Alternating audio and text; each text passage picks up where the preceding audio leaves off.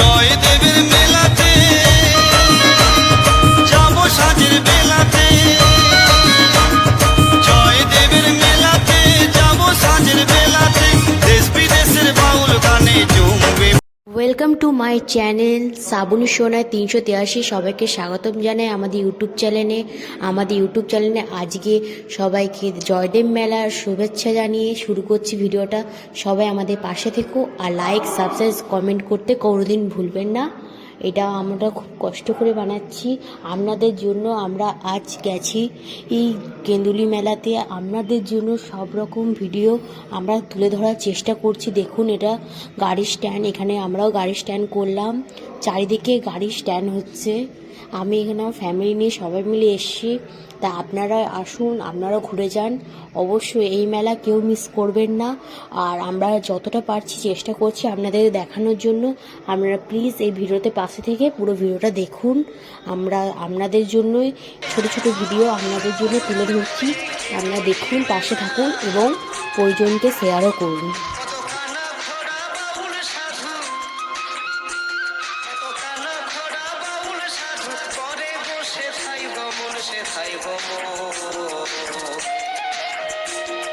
ঘরেতে থাকে নাই আমার মন, ঘরেতে থাকে নাই আমার মন।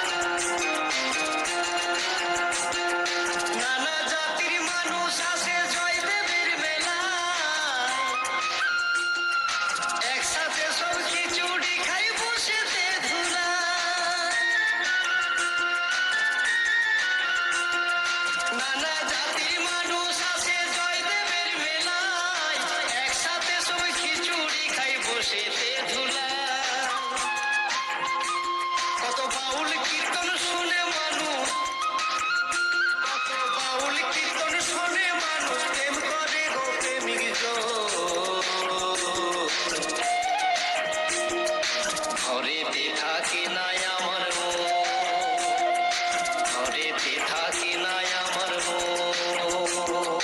জয়দেবের মেলাতে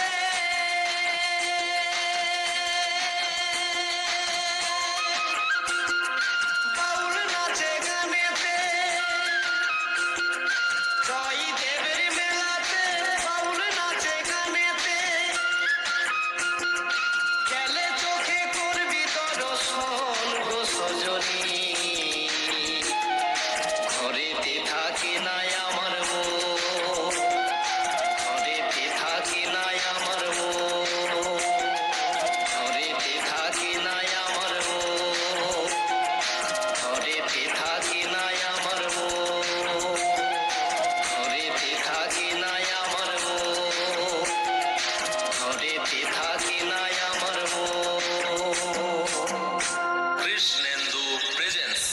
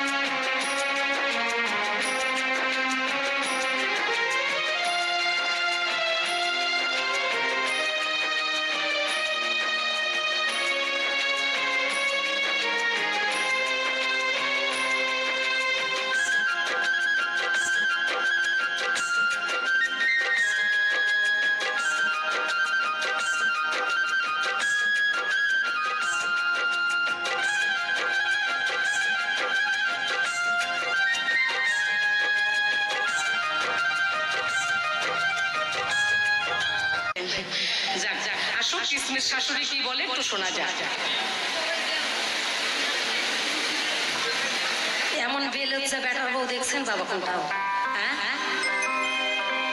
গল্প যদি বাবা কিনা লাগতো, বুঝলেন, টাকা দিয়ে যদি গল্প কিনা লাগতো, এই বৌমারা তো গল্প দেয়া লাগতো না। হ্যাঁ, কোনো জায়গা দেখছেন শাশুড়ি পাট খেতে বসে পায়েস খায়?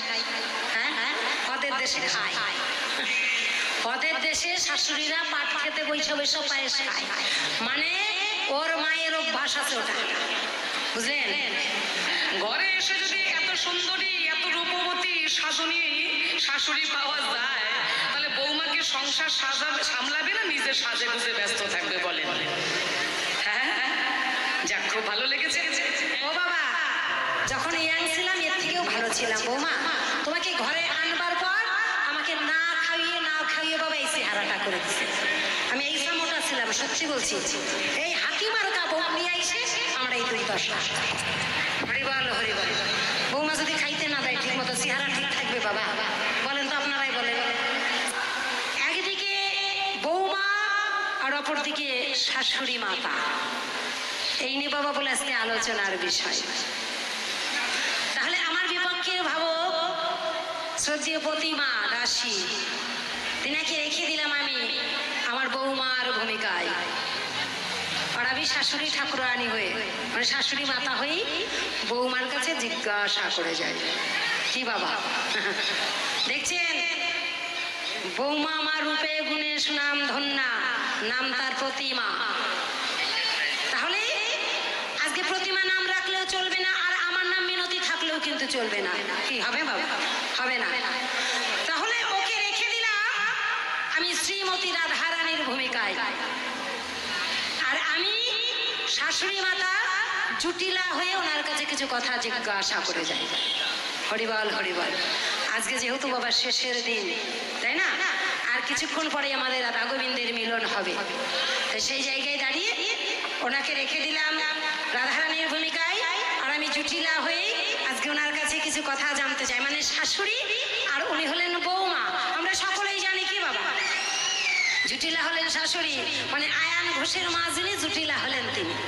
আর আয়ান ঘোষের স্ত্রী যিনি, রাধারানী হলেন তিনি। তাহলে দেখতেও বাবা রাধারানীর মতোই। তোকে রাধার ভূমিকাটাই দিয়াই ভালো নাকি? হরিবল হরিবল। রাধারানী ওকে সাজালে মানাবে, আমাকে সাজলে তো আর মানবে না। তাহলে ওই কারণেই এটা মানানোরও বিষয় আছে। রাধারানীর ভূমিকাটা ওকে দিলাম, আর আমি শাশুড়ি হয়ে জিজ্ঞাসা করে যাই। তাহলে প্রথমবারে জিজ্ঞাসাটা কোথায়? মানে বর্তমান কলিযুগে যা দেখা যায় বাবা, বর্তমান কলিযুগে যেটা দেখা যায় সেটাই বাবা তুলে ধরবো। একজন মা, একজন গর্ভধারিণী জননী, দেখবেন একজন সন্তানকে 10 মাস 10 দিন গর্ভে ধারণ করে বাবা। এই গর্ভের মধ্যে 10 মাস 10 দিন একটা শিশুকে আগলে রাখে। কে রাখে? গর্ভধারিণী মা রাখে। আর কিন্তু কেউ মা ধরে রাখতে পারে না, পারে? একমাত্র আমার গর্ভধারিণী মা যিনি, তিনি সন্তানটাকে 10 মাস 10 দিন এই গর্ভের মধ্যে আগলে রাখে। কত কষ্ট মা সহ্য করে, সেটা কিন্তু অন্য কেউ আর পারে না। সে পাখি পশু জীব জন্তুর জানোয়ার যারাই আছে, একটা মাই পারে একটা সন্তানকে গর্ভে ধরে রাখতে। তাহলে বৌমা, তোমার স্বামী যিনি আয়ান ঘোষ হলেন, তিনি